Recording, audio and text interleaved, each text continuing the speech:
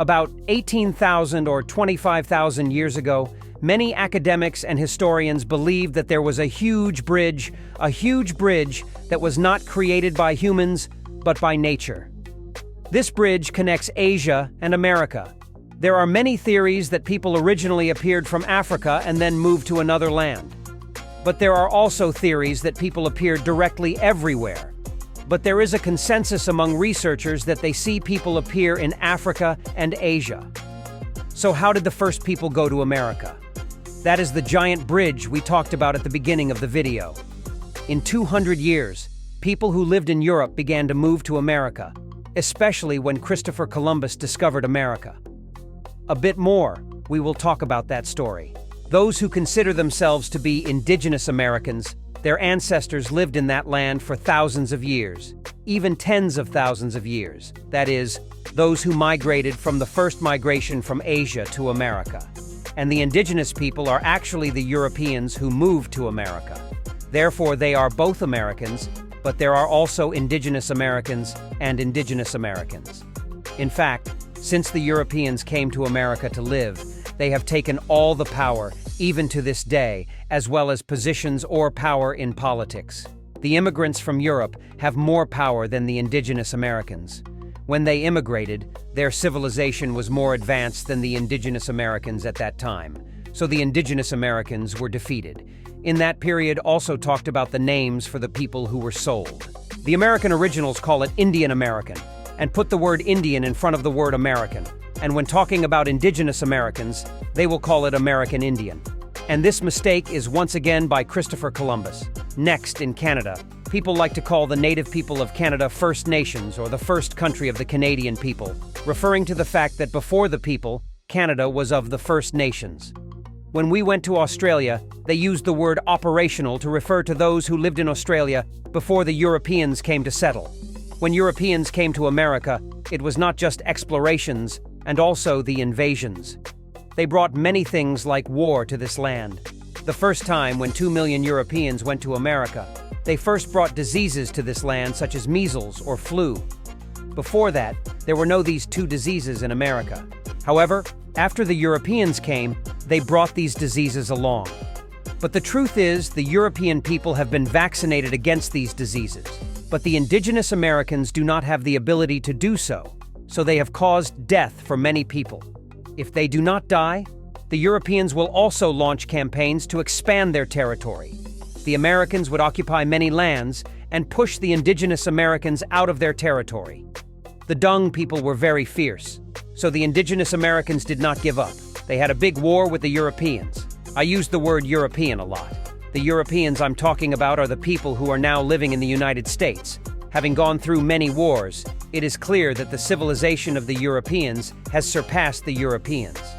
Compared to the indigenous people, so they have gained a lot of victories and then occupied different regions of the indigenous people. There were many wars, and gradually the indigenous people realized that they could not fight the Europeans, so they began to have migrations from the north of America to the region called the Pacific. In the dictionary, there is a saying that 3 times moving house, 1 time burning house. It means that every time moving house will cost a lot of money, time, effort, etc. Therefore, every 3 times moving house is no different than burning their house.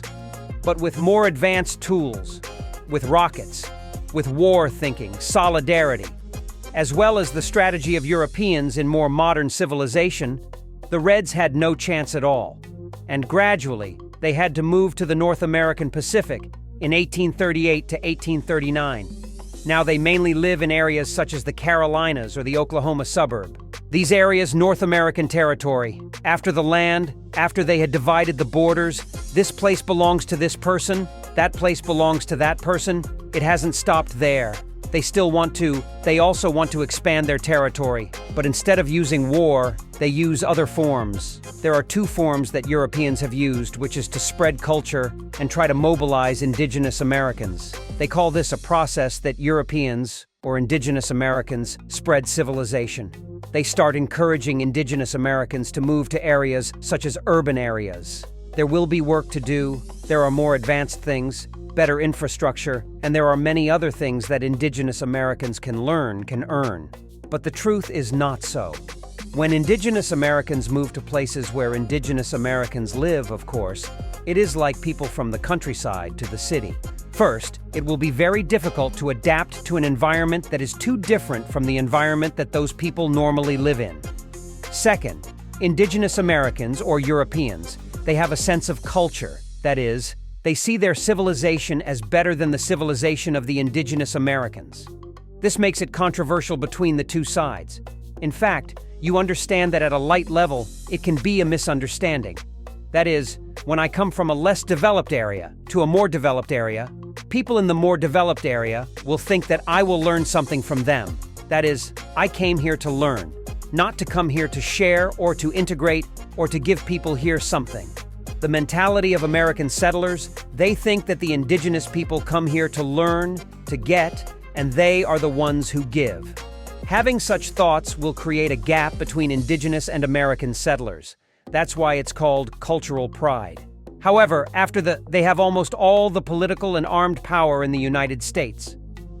They started to slowly fade out, because in a long time and too many movements have emerged to reduce the situation of the American people.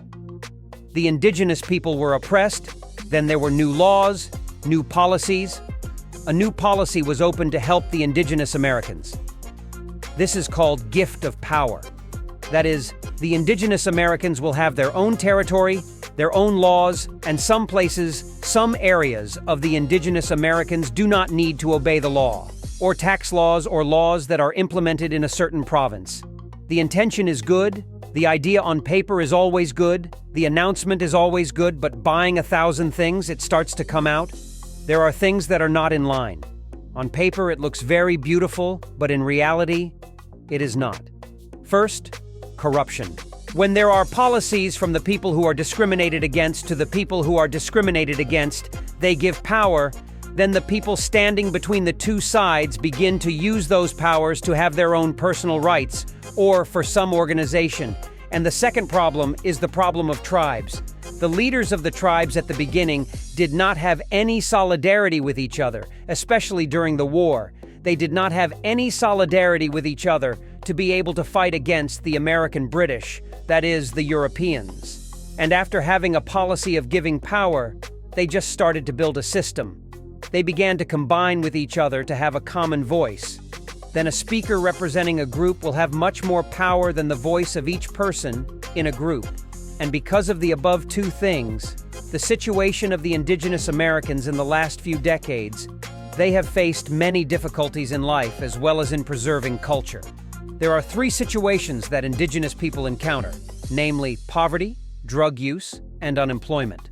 Even the ability to access advanced education is also very difficult if compared to indigenous people and indigenous people.